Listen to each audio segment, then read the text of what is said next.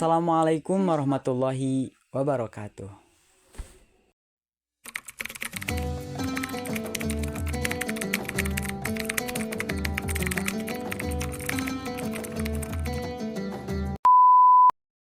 Halo Sobat Pelajar, mengenai materi yang akan kita bahas yaitu Islam di Denmark. Kita memiliki 5 pokok bahasan. 1. Sejarah masuknya Islam ke Denmark. 2. Gambaran sejarah Islam di Denmark. 3. Tantangan-tantangan yang melekat. 4. Konversi di zaman modern. Dan 5. Perkembangan Islam di Denmark. Denmark merupakan salah satu negara yang terletak di utara Eropa. Negara Denmark ini mempunyai penduduk kurang lebih 5 juta jiwa. Islam di negara Denmark menduduki peringkat kedua setelah Kristen Protestan. Kendati demikian, karena itu ialah hasil dari para imigran-imigran dari seluruh dunia yang telah menyebarkan agama Islam termasuk di negara Denmark ini.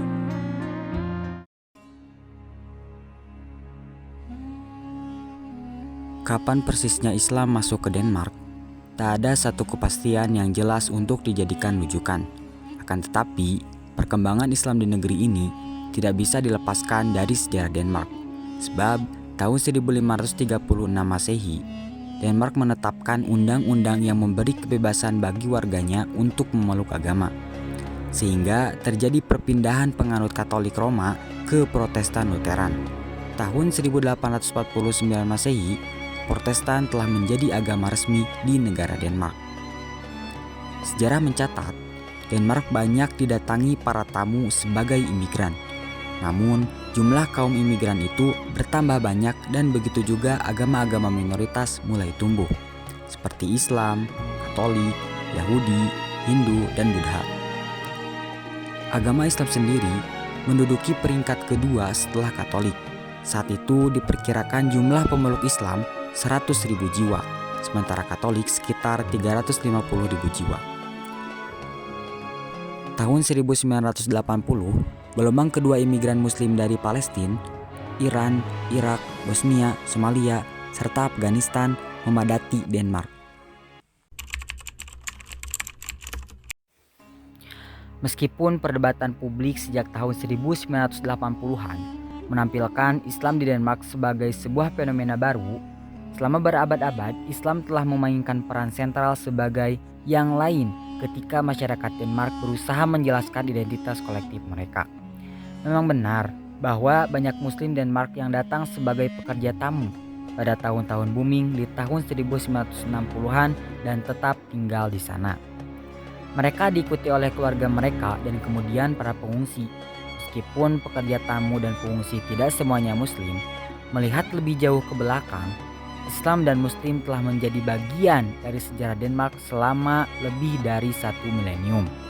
Secara historis, hubungan antara populasi mayoritas dan minoritas serta perbedaan keyakinan dan norma sosial selalu mencukup peluang dan tantangan.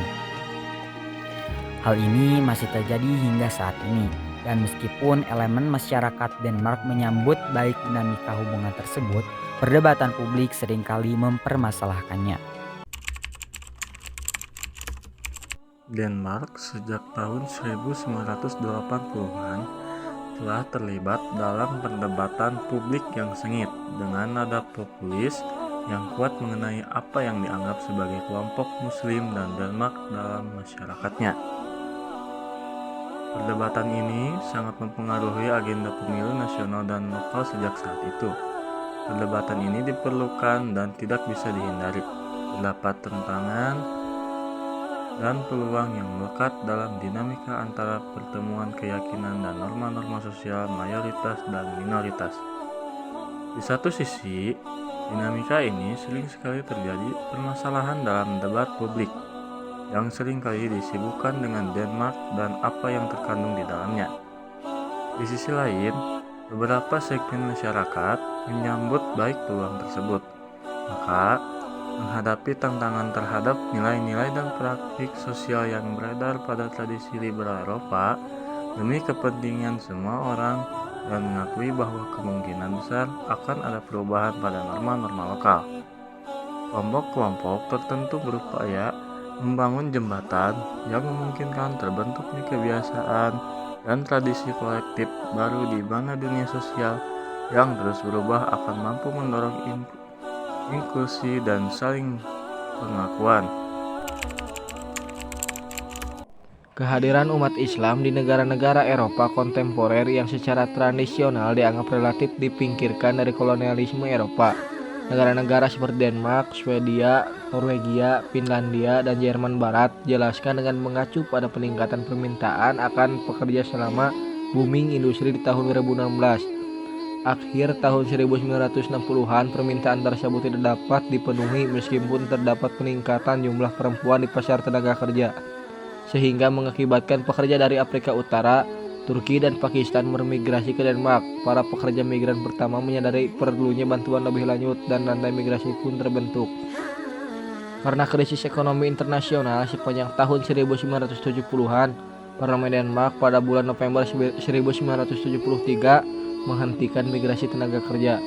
Pada saat yang sama, pemerintah mengeluarkan undang-undang baru yang memungkinkan pekerja migran dengan izin kerja tetap untuk membawa keluarga mereka ke Denmark jika mereka memiliki apartemen yang memenuhi tuntutan hukum terkait sanitasi dan ruang. Reunifikasi keluarga yang terjadi secara sosiologis menciptakan tumbuhnya norma dan aturan sosial yang berasal dari misalnya Turki, Pakistan, dan Maroko. Ketika keluarga-keluarga tersebut datang ke Denmark, para pekerja migran semuanya laki-laki dan interaksi mereka dengan masyarakat tuan rumah terbatas. Namun reunifikasi keluarga memberikan jalan bagi peningkatan interaksi. Dalam hal ini membuka jalan bagi perdebatan yang terus berlanjut mengenal bagaimana melakukan integrasi dan siapa yang harus diintegrasikan. Sejak awal 1910-an, pengungsi datang dari berbagai wilayah termasuk negara-negara muslim yang dilanda perang saudara atau konflik antar negara.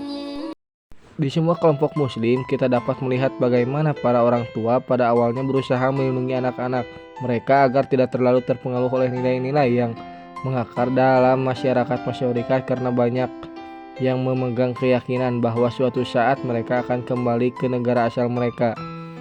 Bagi sebagian besar orang, mitos kembalinya ini tidak pernah terjadi.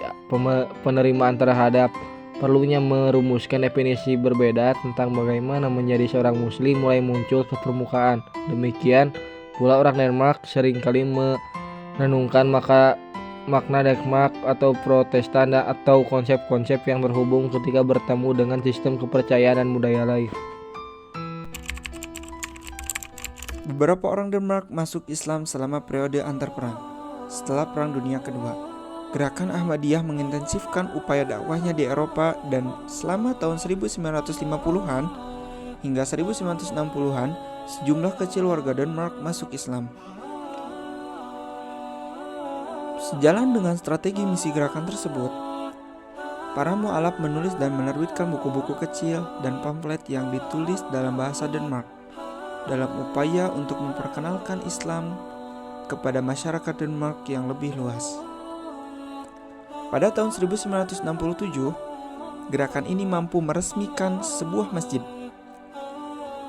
di pinggiran kota Copenhagen pada saat jumlah pekerja migran muslim yang sangat sedikit. Abdus Salam Masden pada tahun 1928 hingga 2007 yang pindah agama dari Denmark pada tahun yang sama menerbitkan terjemahan Al-Quran lengkap pertama dalam bahasa Denmark. Sejak akhir tahun 1970-an, perpindahan agama ke Islam meningkat sebagai akibat dan interaksi yang lebih besar antara muslim dan masyarakat tuan rumah di Denmark. Dan sebagai akibat dari pendirian masjid-masjid lokal, sekolah Al-Quran, sekolah muslim swasta, dan organisasi budaya muslim di seluruh wilayah Denmark, tempat keluarga-keluarga muslim menetap.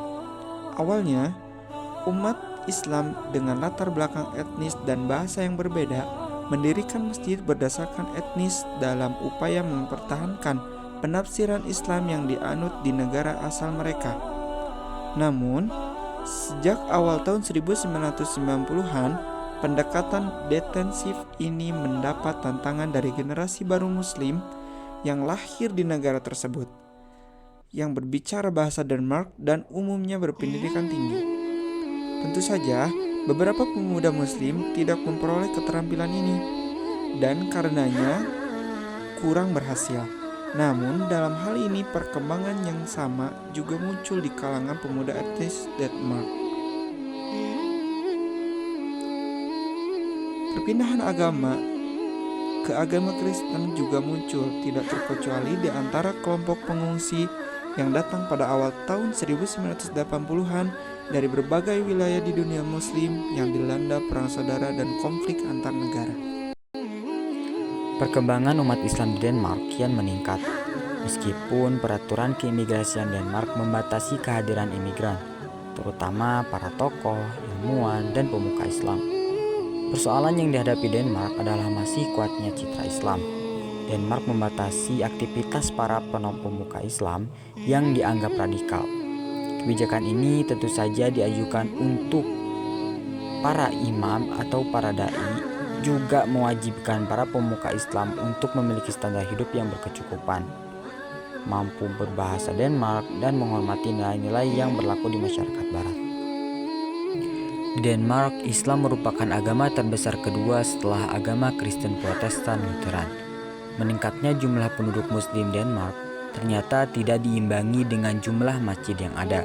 Jadinya kini kaum Muslim Denmark benar-benar membutuhkan masjid karena tempat ibadah masjid haruslah diakui sebagai napas umat Islam.